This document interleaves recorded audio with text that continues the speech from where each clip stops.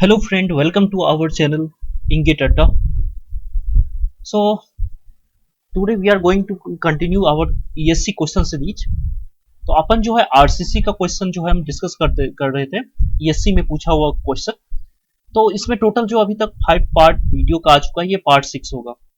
तो पार्ट 5 जो था आपका बॉन्ड एंड एंकरेज का पार्ट 1 ऑलरेडी आ चुका है।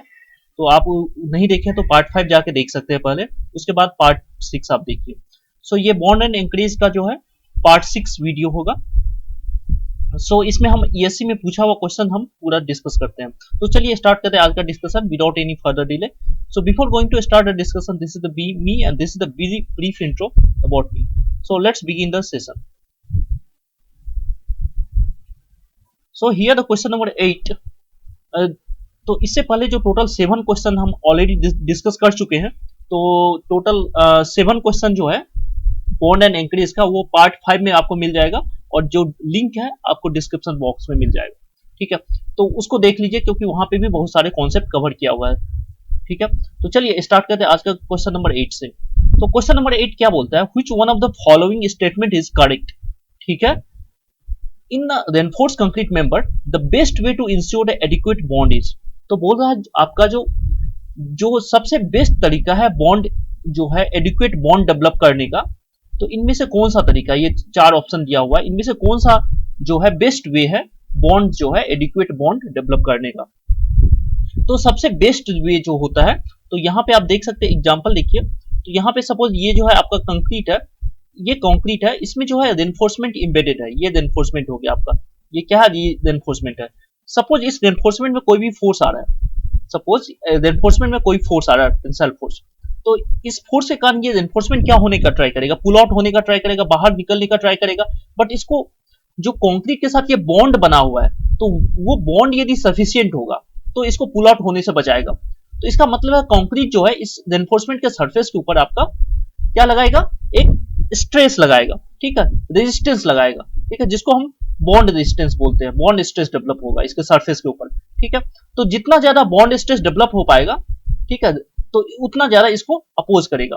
ठीक है, तो कंक्रीट का जो भी परमिसिबल बॉन्ड स्ट्रेस होगा वो डेवलप करेगा इसके सरफेस के ऊपर। तो टॉ बीडी जो हो गया ये परमिसिबल बॉन्ड स्ट्रेस हो गया, परमिसिबल बॉन्ड स्ट्रेस। ठीक है, ये स्ट्रेस हो गया, और इसको यदि आप इसके सरफेस एरिया से मल्टीप्लाई करेंगे, सरफेस एरिया कैसे निकलेगा, तो सरफेस एरिया हो गया ये pi into D perimeter multiply by the length, ये हो गया सरफेस एरिया एक सिंगल रेनफोर्समेंट का। ऐसे करके सपोज आपका n नंबर ऑफ रेनफोर्समेंट है, तो n से मल्टीप्लाई कर दीजिए, तो total value of surface area पता चल जाएगा, what is the total value of surface area. So permissible bond stress को जब आप सरफेस एरिया से मल्टीप्लाई करोगे तो आपको पता चलेगा ये कितना लोड को रेजिस्ट कर सकता है, टेंसाइल लोड को। ठीक है, तो यहाँ पे आप देख सकते हैं यदि आपको ज्यादा लोड को रेजिस्ट करना है, लोड यदि ज्यादा रेजिस्ट करवाना है, तो क्या करना पड़ेगा, आपको सरफेस एरिया को इंक्रीज करना पड़ेगा। ठीक है, सरफेस एरिया को इंक्रीज करना पड़ेगा, राइट। अब देखिए सपोज आपके पास एक रेनफोर्समेंट है ये, ठीक है, इसका एरिया जो है एरिया ऑफ क्रॉस सेक्शन, इसका डाया फाई है, और एरिया ऑफ क्रॉस सेक्शन जो है AST है, that means pi by 4 into phi square. ठीक है, अब सपोज इसका जो पेरीमीटर है, इसका लेंथ L है, तो इसका जो सरफेस एरिया कितना हो जाएगा, इसका surface area pi into phi into L। ठीक है, अभी यदि सेम अमाउंट ऑफ रेनफोर्समेंट का आपको सरफेस एरिया इंक्रीज करना है, तो क्या करेंगे, रेनफोर्समेंट इतना ही देना है, AST इतना ही देना है, तो हम क्या करेंगे, स्मॉलर डाया में जाएंगे। हम स्मॉलर डाया का यदि बार प्रोवाइड कर दें, यहां पे भी टोटल जो AST उतना ही होगा जितना यहां पे था। Whatever the AST you are providing the same amount of AST, area of reinforcement, tensile reinforcement, but यहाँ पे आपको surface area increase हो जाएगा। ठीक है, because here your surface area is going to increase, और आपको पता है जो surface area increase होने से ये लोड ज्यादा रेजिस्ट कर पाएगा।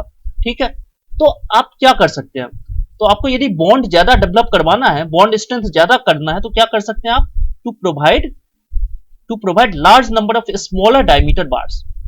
तो डाया ऑफ द बार को डिक्रीज कर दीजिए और उसके नंबर्स को इंक्रीज कर दीजिए। So to provide large number of smaller dia bars, so B is the correct answer. ठीक है, चलिए, तो इससे पहले जो टोटल 7 क्वेश्चन डिस्कस किया गया बॉन्ड एंड एंकरेज में, जो कि आपको पार्ट 5 अब वीडियो में मिल जाएगा, तो उसमें भी ये सारी चीजें डिस्कस हो चुका है डिफरेंट क्वेश्चन में। तो आप नहीं देखे तो उसको भी जाके देख सकते हैं, और इस चैनल को सब्सक्राइब कर लीजिए एंड वीडियो यदि पसंद आता है तो उसको लाइक कर दीजिए। चलिए नाउ नेक्स्ट क्वेश्चन जो है आपका ईएससी 2006 में पूछा हुआ क्वेश्चन है, ईएससी 2006 में। तो ये असर्शन रीजन क्वेश्चन है। देखिए असर्शन क्या बोलता है, in a working stress method of design the value of strain in cement concrete and steel at any point are same. तो working stress method of design में पूछ रहा है, सपोज ये आपका कंक्रीट मेंबर है, कोई भी कंक्रीट मेंबर है और ये आपका स्टील है, इंबेडेड है, ये कंक्रीट है और ये उसमें स्टील इंबेडेड है, ठीक है। जब इसमें लोड लगता है, सपोज इसके ऊपर जब लोडिंग होगा तो ये मेंबर क्या होगा, बेंड होगा। क्या करेगा, ये बेंड होगा। बेंड होगा तो इसमें बेंडिंग स्ट्रेन डेवलप होगा, बेंडिंग स्ट्रेन डेवलप होगा। तो बेंडिंग स्ट्रेन जब डेवलप होगा तो यहाँ पे जो स्टील में स्ट्रेन हो, जो स्टील में स्ट्रेन डेवलप होगा और इसके नाइबरिंग जो कंक्रीट है, ये बेंडिंग स्ट्रेन डायग्राम है, स्ट्रेन डायग्राम है आपका, राइट। तो स्ट्रेन जो स्टील में डेवलप होगा और इसके नाइबरिंग कंक्रीट में डेवलप होगा, वो दोनों सेम होना चाहिए। जैसे कि यहाँ पे मैं दिखाया हूं, this is the value of strain, ठीक है। इतना ही स्ट्रेन इसके कंक्रीट के सराउंडिंग जो स्टील के सराउंडिंग कंक्रीट है उसमें भी इतना ही स्ट्रेन होगा और स्टील में भी इतना ही स्ट्रेन होगा। तभी जाके स्टील एंड कंक्रीट में क्या होगा, बॉन्ड बना रहेगा। तो इस कंक्रीट में जितना स्ट्रेन होगा उतना ही जब स्टील में होगा, then only the bond will going to remain intact between steel and concrete.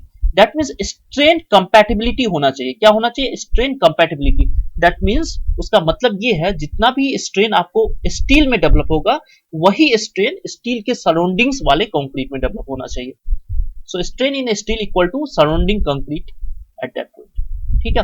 तो ये असर्शन बिल्कुल सही है, ये वही चीज बोलता है, the value of strain in cement concrete and steel at any point are same, ठीक है।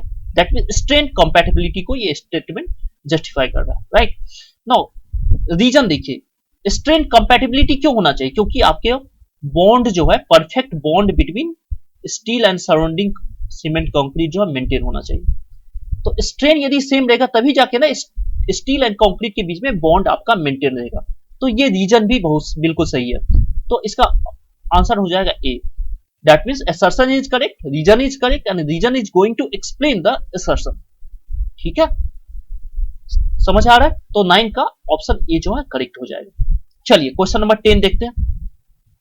क्वेश्चन नंबर 10 क्या है आपका, the distance between the theoretical cut off point and actual cut off point. Theoretical cut off point that mean TCP and actual cut off point that mean ACP, ठीक है। In respect of the curtailment of the reinforcement of reinforced cement concrete beam should not be less than। देखिए ये मैं पहले भी question discuss कर चुका हूं पार्ट 5 वीडियो में, तो आप वहां से भी जाकर देख सकते हैं, ठीक है। तो सपोज ये आपका बीम का सेक्शन है, बीम का सेक्शन, और ये आपका रेनफोर्समेंट है, ये रेनफोर्समेंट है आपका, ठीक है। ये आपका रेनफोर्समेंट है। होता ये है, जो रेनफोर्समेंट दे दे, यहाँ पे नंबर ऑफ रेनफोर्समेंट होगा, ये आपको एक दिख रहा है, ऐसे ही इसके पैरेलली बहुत सारे रेनफोर्समेंट होगा। तो सपोज इसके बाद से अपने को जितना रेनफोर्समेंट का जरूरत है, सपोज यहाँ पे इस एरिया में सपोज 8 नंबर ऑफ रेनफोर्समेंट है, 8 नंबर ऑफ रेनफोर्समेंट, ठीक है। बट इसके बाद से TCP that mean theoretical cut off point के बाद से अपने को 8 नंबर का जरूरत है ही नहीं। जो आपका बेंडिंग मोमेंट आ रहा है वो बहुत ही कम आ रहा है, तो आपको 8 नंबर ऑफ रेनफोर्समेंट बार इधर कंटिन्यू करने का जरूरत नहीं है। तो आप क्या करोगे, उसको कट ऑफ कर दोगे, कट कर लोगे, जितना जरूरत है उतना ही प्रोवाइड करोगे। बट एक्चुअली में हम थियोरेटिकल कट ऑफ पॉइंट पे हम कटिंग नहीं करते हैं, हम क्या करते हैं, थोड़ा सा और उसको एक्सटेंड करके फिर जाके कट करते हैं। तो यहाँ पे जाके सपोज हमने 4 नंबर ऑफ बार कट कर दिया, तो यहाँ पे कितना बच जाएगा, 4 नंबर्स रिमेनिंग, ठीक है। तो ये जो गैप दे रहे theoretical cut off point and actual cut off point के बीच में, theoretical cut off point that means यहीं पे आपको रिक्वायर्ड नहीं है, बट फिर भी हम थोड़ा सा और आगे जाके कट करते हैं, ठीक है। तो ये जो गैप होगा इन दोनों के बीच में, ये क्या होना चाहिए, it shall not be less than D और 12 है। इन दोनों में से जो ग्रेटर होगा उतना ये गैप देना। डी क्या है, effective depth and 12 into diameter of the bar, ठीक है। तो आंसर देख लीजिए इसमें क्या होगा। So 12 into diameter of the bar और effective depth whichever is a greater, so B is the correct answer. Okay, चलिए नेक्स्ट क्वेश्चन नंबर 11। ये क्वेश्चन आपको 2007 में इंजीनियरिंग सर्विस एग्जाम 2007 में पूछा हुआ क्वेश्चन है। ये बहुत ही सिंपल क्वेश्चन है, चलिए देखते हैं। So which one of the following is the correct expression to estimate the development length, ठीक है, of deformed reinforcing bar as per IS code in a limit state, ठीक है। तो सपोज ये वही सेम डायग्राम यहाँ पे मैं दिखाया हूँ। सपोज ये कंक्रीट है, इसमें जो है स्टील इंबेडेड है, ठीक है, और इस स्टील के ऊपर जो फोर्स ये आ रहा है, टेंसाइल फोर्स, ये sigma S permissible stress steel का और मल्टीप्लाई बाय द एरिया, ठीक है। सिग्मा एस क्या, परमिसिबल स्ट्रेस टेंशन में कितना ले सकता है स्टील, और मल्टीप्लाई बाय द एरिया कितना दिया हुआ आपका स्टील का, इतना ये लोड कैरी कर सकता है, ठीक है। इतना लोड सपोज आप इस स्टील पे लगाया, इस स्टील पे इतना लोड लगाया, अब लोड लगेगा इतना स्टील पे, तो यहाँ पे हो सकता है, चांसेस है जो कंक्रीट एंड स्टील के बीच में बॉन्ड था वो ब्रेक होने का, तो ब्रेक होने से तो बचाना है ना आपको अपने को, तो ये जो है कुछ डिस्टेंस तक इसके अंदर इम्बेड करना पड़ेगा, तो इसी को बोला जा रहा है development length, development length. So this is known as development length, ठीक है।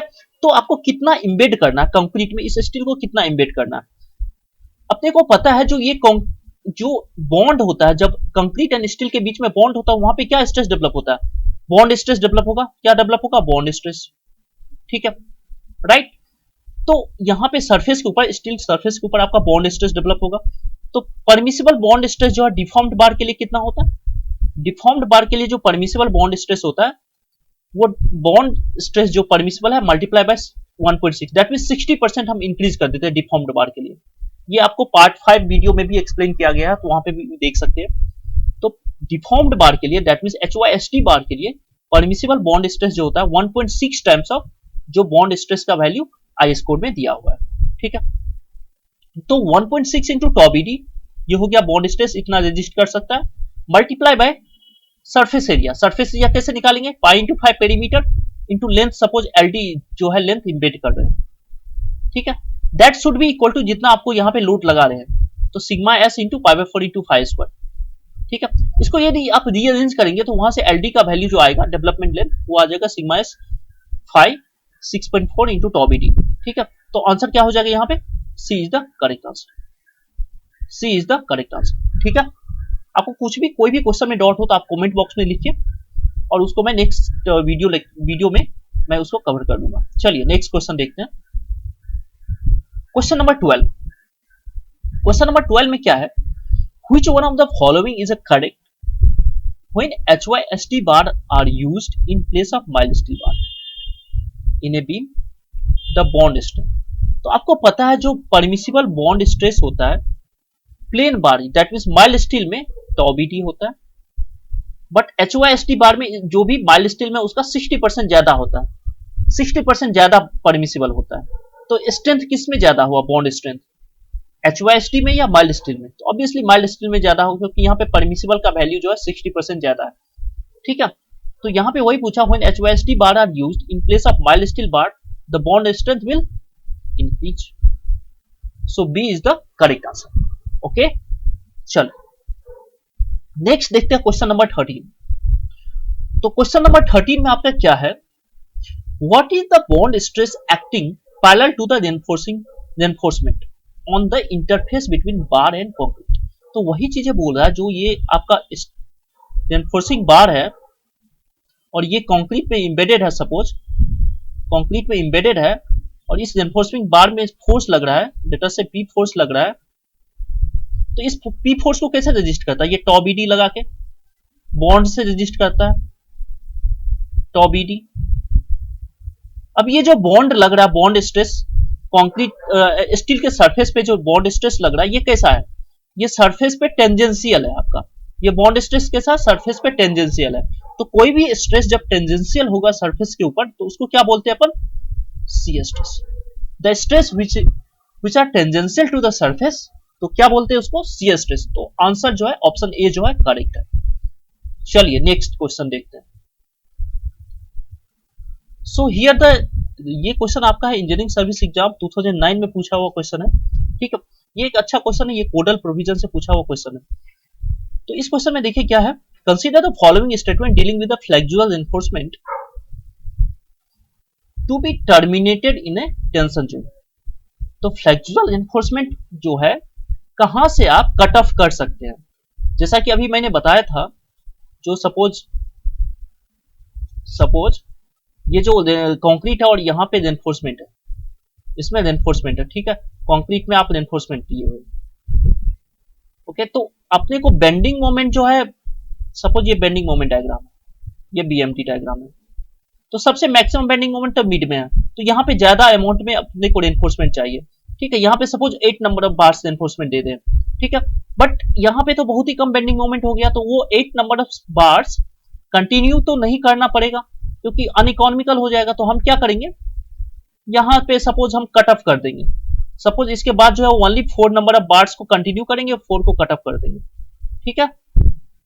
तो वही आईएस कोड प्रोविजन क्या है, जो किस पॉइंट से आप कट ऑफ कर सकते हैं, उसके लिए क्या प्रोविजन है आईएस कोड में, ठीक है। तो चलिए, तो ये प्रोविजन आईएस कोड में देख लेते हैं एक बार। तो यहां पे ये आईएस कोड का प्रोविजन है, flexural enforcement should not terminated in a tension zone unless any of the following condition is satisfied. That means यहां पे आपको बोला है, यहां पे 3 स्टेटमेंट दिया हुआ है आईएस कोड में, जब तक कि इन तीनों में से कोई भी एक क्राइटेरिया सेटिस्फाई नहीं होगा तब तक आप जो है टेंशन एनफोर्समेंट को कट ऑफ नहीं कर सकते। तीनों में से कोई ना कोई एक क्राइटेरिया सेटिस्फाई होना पड़ेगा, तभी जाके आप टेंशन एनफोर्समेंट को कट ऑफ कर पाएंगे, ठीक है। तो सबसे पहला वाला क्राइटेरिया क्या बोलता है, the shear force at the cut off point, मतलब actual cut off point ACP, the shear force at the actual cut off point should not exceed 2/3 of shear capacity of the section, ठीक है। तो जो भी आपका actual cut off point है, suppose यहां से आप कट करने वाला है, ये एक्चुअल कट ऑफ पॉइंट है, तो यहां पे जो शियर फोर्स होगा, शियर फोर्स जो आ रहा होगा, शियर फोर्स वो जो है इस लोकेशन का जो शियर कैपेसिटी होगा, शियर कैपेसिटी उसके 2/3 से भी कम शियर फोर्स आना चाहिए, तभी जाके यहां से आप कट ऑफ कर सकते हैं, ठीक है। तो पहला यदि कंडीशन सेटिस्फाई होता तो आप वहां से कट ऑफ कर सकते हैं। दैट मींस क्या कंडीशन है, पहला जो आपका कट ऑफ पॉइंट है, एक्चुअल कट ऑफ पॉइंट, वहां पे जो शियर फोर्स आ रहा है, that should not exceed 2/3 of the shear capacity of that section, ठीक है। यदि पहला कंडीशन सेटिस्फाई हो रहा है तब भी आप कट ऑफ कर सकते हैं, ठीक है। सपोज आपका पहला कंडीशन सेटिस्फाई नहीं हो रहा है, तो अब चलिए दूसरा कंडीशन देखते हैं। If the shear force is more then 2/3 of shear capacity, मतलब यदि आपका पहला कंडीशन सेटिस्फाई नहीं हो रहा है, दैट मींस शियर फोर्स का वैल्यू 2/3 ऑफ शियर कैपेसिटी से ज्यादा है, more than the 2/3 of shear capacity eight ACP, actual cut off point, तो आप क्या कर सकते हैं, तो यदि आपका ज्यादा है तब भी आप कट ऑफ कर सकते हैं, यहां से एसीपी से तब भी आप कट ऑफ कर सकते हैं, बट प्रोवाइडेड जो आपको एक्स्ट्रा शियर एनफोर्समेंट देना पड़ेगा, what you have to do, then excess shear enforcement, that means shear stirrups are provided along the terminated bars for a distance of 0.75 d। मतलब suppose आपको ये वाला कंडीशन सेटिस्फाई नहीं हुआ 2/3 वाला, बट फिर भी आप यहां से कटिंग कर सकते हैं, बट उसके लिए कटिंग करने के बाद आपको क्या करना पड़ेगा, जैसे ये स्टीरअप्स था इधर प्रोवाइडेड, यहां पे देख सकते हैं स्टीरअप्स के बीच में गैप ज्यादा था, बट जहां पे आप कट ऑफ कर रहे हैं वहां पे आपको स्टीरअप्स के बीच में स्पेसिंग बहुत ही कम करना पड़ेगा, that means excess number of stirrups provide करना पड़ेगा, कितना डिस्टेंस तक 0.75 ऑफ डी तक। तो एक्सेस शियर एनफोर्समेंट प्रोवाइड करना पड़ेगा, यदि आप कट ऑफ करना चाहते हैं फिर भी, तो excess amount of enforcement provide करना पड़ेगा एसीपी पॉइंट से लेके 0.75 डी तक, ठीक है। स्टीरअप्स के बीच में स्पेसिंग कम करना पड़ेगा, ठीक है, तब आप कट ऑफ कर सकते हैं, राइट। तो ये हो गया सेकेंड क्राइटेरिया, ठीक है। अब थर्ड क्राइटेरिया देखिए, थर्ड क्राइटेरिया बोलता है फॉर ए 36 mm और स्मॉलर डाया बार, जो आपको ये रेनफोर्समेंट है, ये रेनफोर्समेंट वो यदि 36 mm या उससे कम डाया का है, तो जहां से आप कट ऑफ कर रहे हैं, ठीक है, और इसके बाद जितने नंबर ऑफ बार कंटिन्यू हो रहा है, ठीक है, तो continuing bar should provide at least double the area required for flexural at ACP. जहां पे आप कट ऑफ कर रहे हैं, यहां पे जितना एरिया रिक्वायर्ड है उससे आपका डबल एरिया अवेलेबल होना चाहिए, तब जाके आप कट ऑफ कर सकते हैं। मतलब कटिंग करने के बाद यहां पे जितना एरिया रिक्वायर्ड है उससे डबल यदि अवेलेबल है आफ्टर कटिंग, तब आप यहां से रिमेनिंग बार को कट कर सकते हैं, ठीक है। उसके साथ साथ एंड शियर फोर्स जो है यहाँ पे इस लोकेशन पे जो शियर फोर्स होगा that should not exceed 3/4 of the shear capacity, और शियर फोर्स जो है वो 3/4 ऑफ द शियर कैपेसिटी को एक्सीड नहीं करना चाहिए। ठीक है, तो इन तीनों में से कोई भी एक क्राइटेरिया यदि आपका सेटिस्फाई हो जाएगा तो आप वहां से कट ऑफ कर सकते हैं। तो चलिए देखते हैं ये पॉइंट्स क्या सब था इस क्वेश्चन में, क्वेश्चन नंबर 14 में। Consider the following statement dealing with the flexural reinforcement to be terminated in the tension zone. ठीक है, पहला पॉइंट बोलता है the shear at the cut off point not to exceed 2/3 of the otherwise permitted value. बिल्कुल सही, जो जहां से आप कट ऑफ कर रहे हैं वहां पे शियर फोर्स का वैल्यू जो है 2/3 ऑफ देयर कैपेसिटी से एक्सीड नहीं होना चाहिए। क्वेश्चन नंबर जो आपका सेकंड पॉइंट है, सेकंड पॉइंट देखिए, shear reinforcement is provided along each terminated bar. ठीक है, bar overlapping 3/4 of the appropriate distance from the cut off point. तो shear reinforcement is provided along the each terminated bar. तो यदि आप फिर भी कटिंग करना चाह रहे हैं तो आप कटिंग करेंगे, बट उसके साथ साथ आप क्या करेंगे, एक्स्ट्रा शियर एनफोर्समेंट प्रोवाइड करेंगे। कितना? 3/4 कितना आ जाएगा, 0.75 के आसपास आ जाएगा, 0.75 डी तक। ठीक है, तो सेकेंड स्टेटमेंट भी बिल्कुल सही। थर्ड स्टेटमेंट, फॉर 36 mm और smaller bar the continuing bars shall provide double the area required for flexure at the cut off point।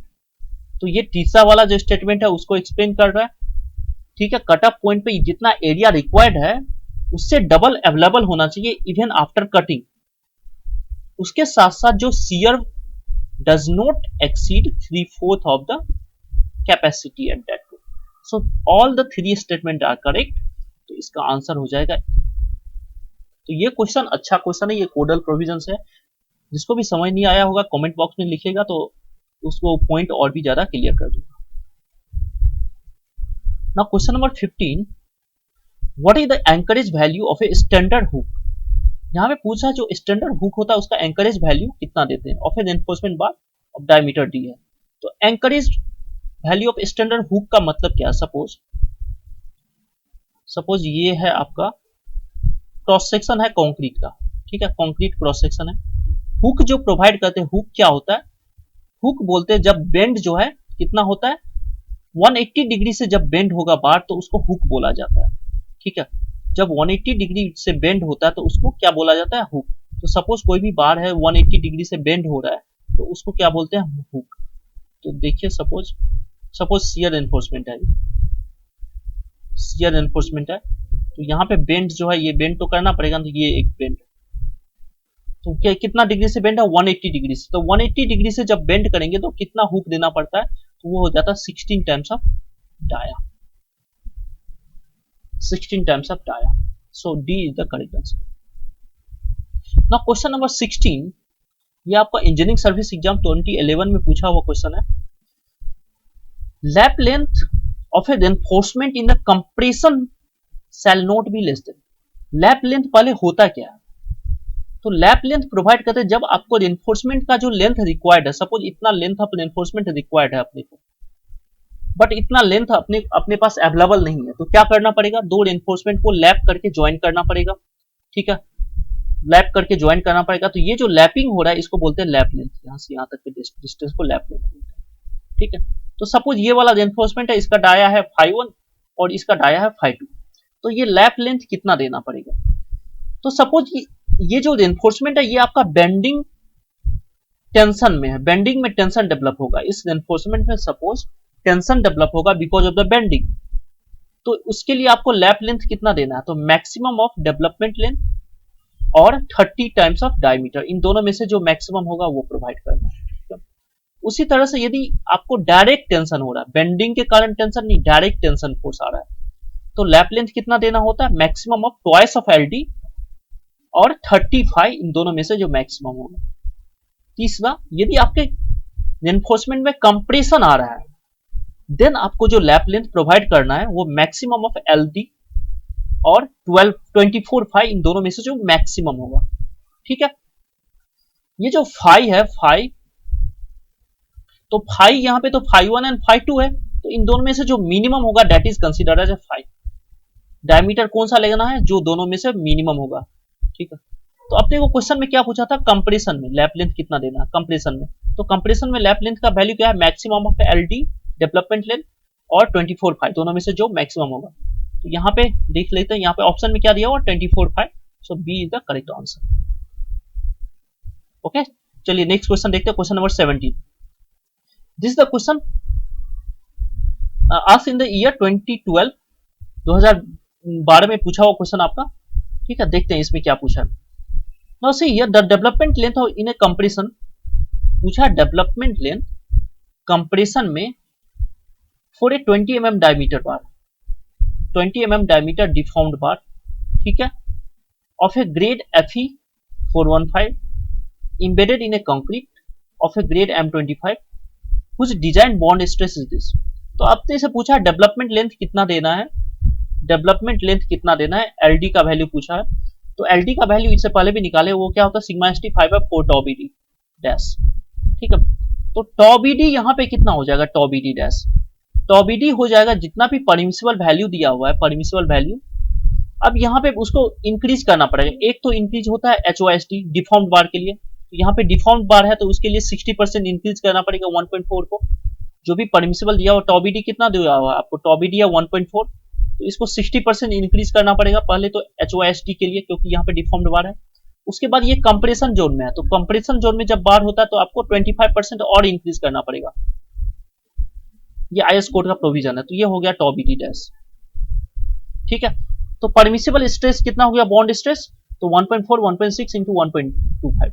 ठीक है, तो यहाँ पे वैल्यू पुट कर दीजिए। सिग्मा st का वैल्यू क्या हो गया, परमिसिबल टेंसाइल स्ट्रेस, तो 0.87 into Fy, 0.87 Fy into dia, dia आपको दिया हुआ 20 mm, 4 into tau bd dash is this. तो आप सॉल्व करेंगे तो 644.73 एमपी आ जाएगा, that means approximately 645 millimetres. Okay, 644.73 millimetre आ जाएगा सॉल्व करेंगे तो approximately 645 millimetre. So option D is the correct. ठीक है, चलिए नेक्स्ट क्वेश्चन नंबर 18 देखते हैं। क्वेश्चन नंबर 18 में क्या पूछा था, appropriate expression in assessing the development. यही फॉर्मूला पूछा आपसे, डेवलपमेंट लेंथ का फॉर्मूला क्या होगा। तो डेवलपमेंट लेंथ का फॉर्मूला आपको पता है, permissible stress multiply by the phi diameter of the bar divided by 4 tau bd। so A is the correct, right? so A will be the correct। चलिए next question number 19, ये आपको ESC 2013 में पूछा हुआ question है। Question number 19 देखते हैं क्या है इसमें। यहाँ पे भी आपको 3 स्टेटमेंट दिया हुआ, इन तीनों में से पूछा which one of the following statement is, which one of the following statements are correct। इनमें से कौन कौन सा स्टेटमेंट जो है करेक्ट है। तो पहला देखिए, पहला स्टेटमेंट क्या है, splices in a flexural member should not be provided at a section where bending moment is more than 50% of the moment of resistance। Splicing का मतलब क्या है, स्प्लाइसिंग का मतलब होता है दो बार को ज्वाइन करना। ठीक है, दो बार को ज्वाइन करना, दो बार को, अपने को एक बार है जिसका लेंथ L है, L1 है, दूसरा बार है जिसका लेंथ L2 है। ठीक है, इन दोनों बार को ज्वाइन करना। तो ज्वाइन जो हम किसी भी तरह से करते हैं, या तो इन दोनों को वेल्ड कर सकते हैं, दोनों को वेल्ड करके भी आप ज्वाइन कर सकते हैं, वेल्डिंग करके ज्वाइन कर सकते हैं, या जैसे भी ज्वाइन करना है। तो स्प्लाइसिंग मतलब यही हो गया। स्प्लाइसिंग में ही लैपिंग आता है, लैप करके आप ज्वाइन कर सकते हैं। ठीक है, तो ये जो लैपिंग वाला एरिया होगा, सपोज ये आपका बीम है और इसमें रेनफोर्समेंट देना है, इसमें रेनफोर्समेंट देना है, और रेनफोर्समेंट का लेंथ जो अपने पास पूरा अवेलेबल नहीं है। सपोज यहां पे आपको लैपिंग करना पड़ा, रेनफोर्समेंट को लैप्ड रेनफोर्समेंट देना पड़ा। ठीक है, तो ये देख सकते हैं यहां पे क्या हो रहा है, लैपिंग हो रहा है, रेनफोर्समेंट क्या हो रहा है, लैपिंग हो रहा है। तो लैपिंग जहां पे रेनफोर्समेंट होगा, इस वाले लोकेशन पे बीम में जो बेंडिंग मोमेंट आएगा, इस वाले लोकेशन पे जो बीम में बेंडिंग मोमेंट आएगा, इस वाले लोकेशन पे जो बेंडिंग मोमेंट आएगा बीम में, ठीक है, वो जो है इवन लेस देन होना चाहिए जो इस वाले सेक्शन पे जो इसका कैपेसिटी है, मोमेंट ऑफ रेजिस्टेंस है, जो मोमेंट ऑफ रेजिस्टेंस है उसके हाफ से भी लेस देन होना चाहिए। तभी जाकर उस लोकेशन पे आप स्प्लाइस प्रोवाइड कर सकते हैं। ठीक है, यदि इस लोकेशन का जो मोमेंट ऑफ रेजिस्टेंस है उसके हाफ से 50% से ज्यादा यहाँ पे बेंडिंग मोमेंट आ रहा है, तब आप इस लोकेशन पे स्प्लाइस नहीं दे सकते, इस लोकेशन पे ज्वाइंट वाला पोर्शन नहीं दे सकते। तो वही यहाँ पे लिखा हुआ है, splices in the flexural member should not be provided at a section where bending moment is more than 50% of the moment of resistance. बिल्कुल सही है। ठीक है, नेक्स्ट देखिए, नॉर्मल लैप स्प्लाइसेस, जो लैप स्प्लाइस होता है, lap splices can be used for all types of bar irrespective of the size. जो लैपिंग है ये किसी भी बार के लिए कर सकते हैं क्या? नहीं, इसके लिए प्रोविजन है। चलिए ऊपर में मैं बताया हूं, वहां पे लेके चलता हूं आपको। जो देखिए, जो लैपिंग होता है, लैपिंग का कॉन्सेप्ट ओनली उस बार के लिए यूज किया जाता है जब डायमीटर जो है 32 mm से कम होता है। If the diameter is less than 32 mm, then only you can provide the or you can join two bar by lapping। ठीक है, 32 mm से कम होने पे तो कोई भी बार के लिए हम लैपिंग नहीं प्रोवाइड कर सकते। तो इसलिए जो आपका स्टेटमेंट 2 है ये रॉन्ग है। Normal lap splice can be used for all types of बार, नहीं, ओनली जिसका डाया 32 mm से कम होगा उसी के लिए लैपिंग प्रोवाइड कर सकते हैं। ठीक है, चलिए, तो ऑप्शन 2 यदि रॉन्ग हो गया तो इसमें से कौन कौन सा ऑप्शन नहीं हो सकता है? देखिए, ये तो हो नहीं सकता क्योंकि यहाँ पे 2 है, ये भी नहीं हो सकता क्योंकि यहाँ पे 2 है, ये भी नहीं हो सकता क्योंकि यहाँ पे 2 है। So correct option is b. आपको तीसरा वाला स्टेटमेंट पढ़ने का भी जरूरत नहीं है, ये हो जाएगा। ठीक है, by the way third statement है क्या? Where bars of 2 different diameters are to be splice. Suppose एक बार ये है जिसका डायमीटर phi 1 है, एक बार ये है जिसका डायमीटर phi 2 है। ठीक है, दोनों को स्प्लाइसिंग किया गया। The lap length shall be calculated on the basis of diameter of the smaller dia. आपको बताया था इन दोनों में से कौन सा डाया लेते हैं जो मिनिमम होगा वो। ठीक है, चलिए नेक्स्ट क्वेश्चन देखते हैं। क्वेश्चन नंबर 20, ये आपको इंजीनियरिंग सर्विस 2016 में पूछा हुआ क्वेश्चन है। ओके, सो देखते हैं क्वेश्चन नंबर 20 क्या है। सो क्वेश्चन नंबर 20 में है the bond between the steel and concrete is mainly. जो बॉन्ड होता है स्टील एंड कंक्रीट में, ये क्या किस रीजन से होता है? एक तो मैकेनिकल रेजिस्टेंस, मतलब जो ग्रूविंग है कंक्रीट में, दूसरा प्योर एडहेशन, तीसरा friction resistance. All 3 are correct. ये आपको वीडियो पार्ट 5 में भी मिलेगा जिसमें बॉन्ड एंड एंकरेज का पार्ट 1 डिस्कस किया गया, उसमें भी ये डिस्कस किया है। यहाँ पे all the 3 are correct, so D is the correct answer. Now let us see question number 21.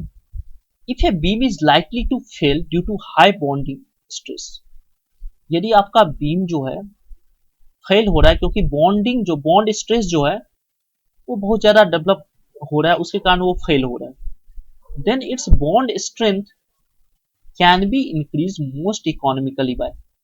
तो आपको बॉन्ड स्ट्रेंथ इंक्रीज करना, तो क्या करेंगे?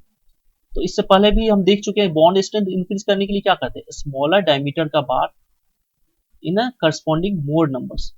तो डाया ऑफ द बार कम कर देंगे बट उसका नंबर्स यदि ज्यादा कर देंगे तो सरफेस एरिया इंक्रीज हो जाएगा। सरफेस एरिया क्या हो जाएगा? इंक्रीज हो जाएगा, और सरफेस एरिया इंक्रीज होने से आपका बॉन्ड स्ट्रेंथ इंक्रीज हो जाएगा। So C is the correct answer. So last question, question number 22, check it this. ये 2018 में पूछा हुआ क्वेश्चन आपका। In a RC beam, bond stress developed is due to pure adhesion and friction and mechanical resistance। बिल्कुल सही। जो टॉबीडी होता है ये इसमें किस किस का कंट्रीब्यूशन होता है? Adhesion, friction and mechanical resistance, तीनों का कंट्रीब्यूशन होता है। तो statement 1 is correct. Now statement 2 देखिए, इन एडिक्वेसी ऑफ बॉन्ड स्ट्रेंथ, यदि बॉन्ड स्ट्रेंथ सफिशिएंट नहीं होगा तो उसके लिए क्या करेंगे आप? Inadequacy of bond strength can be compensated by providing and anchorage in the reinforcement bar। तो एंकरेज हम ज्यादा कर देंगे, जो एंड में यदि बॉन्ड स्ट्रेंथ यदि ज्यादा नहीं हुआ तो इसको क्या करेंगे? ये बार को इसको ऐसे एंकरेज यदि कर दे तो ये क्या हो गया? एक्स्ट्रा लेंथ मिल गया इसको, ये तो एंकरेज ज्यादा हम कर दिए तो इससे भी बॉन्ड स्ट्रेंथ इंक्रीज हो जाएगा। ठीक है, तो दोनों स्टेटमेंट सही है बट स्टेटमेंट 1 को स्टेटमेंट 2 एक्सप्लेन नहीं कर रहा है। both statement are true individually, but statement 2 is not going to explain the statement 1, so the option B is the correct. तो ये हो गया आपका बॉन्ड एंड एंकरेज से पूरा कंप्लीट क्वेश्चन आरसीसी में जो भी पूछा गया। तो आपको कोई भी डाउट हो इसमें तो आप जो है कमेंट बॉक्स में लिख सकते हैं, ठीक है। तो मिलते हैं नेक्स्ट क्वेश्चन सीरीज में, नेक्स्ट चैप्टर आरसीसी का। तब तक के लिए see you, bye bye, take care. और यदि चैनल को सब्सक्राइब नहीं किया तो अभी तक सब्सक्राइब कर लीजिए, और वीडियो यदि पसंद आता है तो लाइक कीजिए। ओके।